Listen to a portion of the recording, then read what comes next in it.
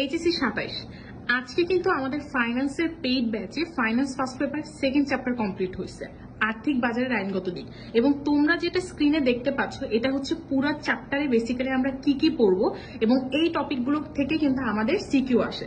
So আমরা আজকে চ্যাপ্টারটা ক্লোজ করছি এবং শর্টে একটা চিত্রের মাধ্যমে দেখাইছি যে আমরা এই চ্যাপ্টারে বেসিক্যালি কি কি পড়বো। ইন্টারে কিন্তু প্রতিটা চ্যাপ্টারে অনেকগুলো করে টপিক, সো কোনটা থেকে কোনটা আসতেছে সিকোয়েন্সটা বোঝা কিন্তু খুবই জরুরি। সো আমরা কিন্তু সেকেন্ড পেপারটা আজকে কমপ্লিট করে ফেলছি এবং নেক্সটে কিন্তু আমরা এমসিকিউ এবং সিকিউ আলাদাভাবে সলভ করবো।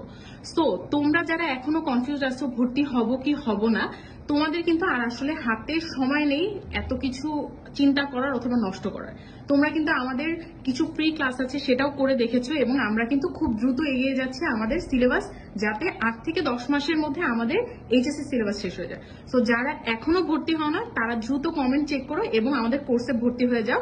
এরপর কিন্তু আমরা এই চ্যাপ্টারের পরে আমরা ফাইন্যান্সের one of the most important chapter অর্থের সময়মূল্যের চ্যাপ্টার শুরু করব, যেটার ক্লাস কিন্তু নভেম্বরের শুরু থেকে শুরু হয়ে যাবে। তো যারা এখনো ভর্তি হও নাই দ্রুত ভর্তি হয়ে যাও।